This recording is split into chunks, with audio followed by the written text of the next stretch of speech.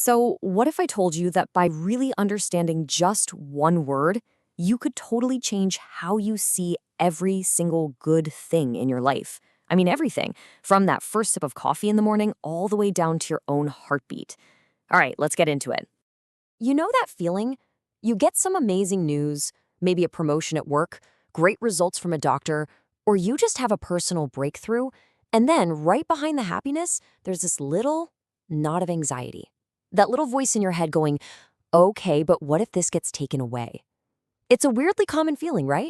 Well, a lot of that anxiety can come from this one specific idea that every single good thing we get is just a test from God.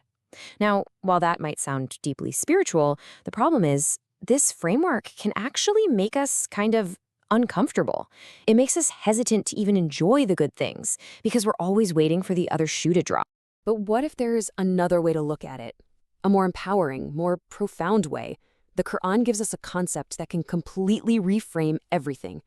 And it all comes down to a single powerful word, ni'mah. So what exactly is ni'mah? It's usually translated as just blessing, but that barely even scratches the surface. Yes, it's a divine favor, but it's also comfort, it's ease, it's power, it's even guidance.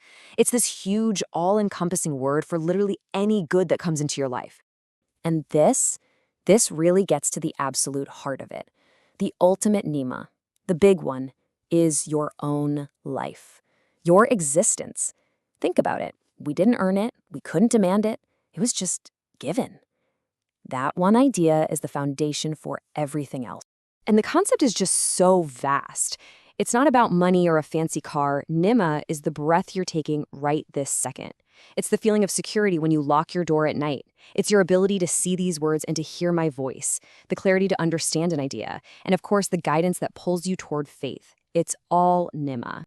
Okay, get this. Just for a little perspective, in an average lifetime, your heart beats about 3 billion times. 3 billion. And you never once have to tell it to beat. Every single one of those beats is a silent, constant, unearned favor happening inside you right now. It's incredible when you stop to think about it. So here's the big shift.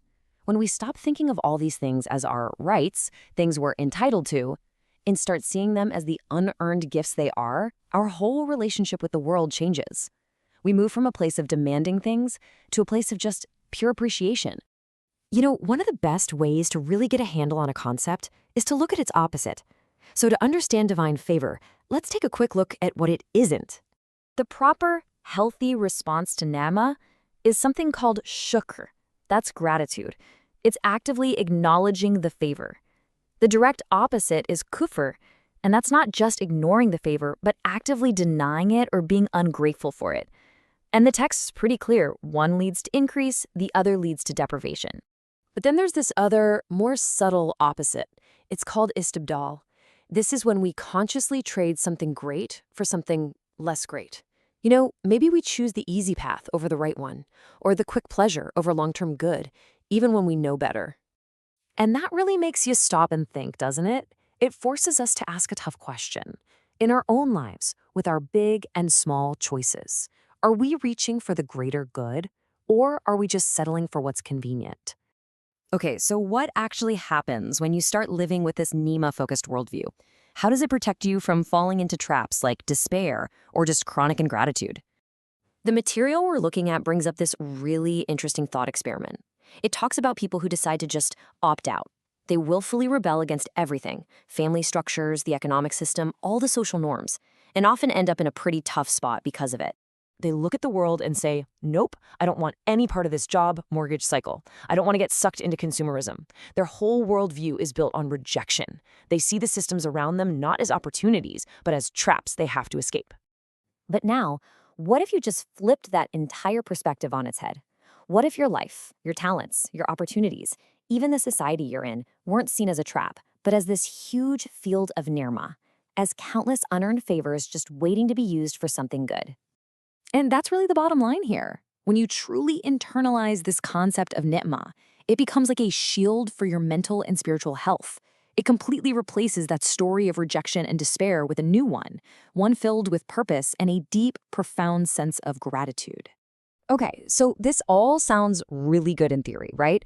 But how do we actually do it? How do we build this way of thinking into our real, messy, everyday lives? Well, here's the thing. True gratitude, that shukr we talked about, it isn't passive. It's not just mumbling the words thank you.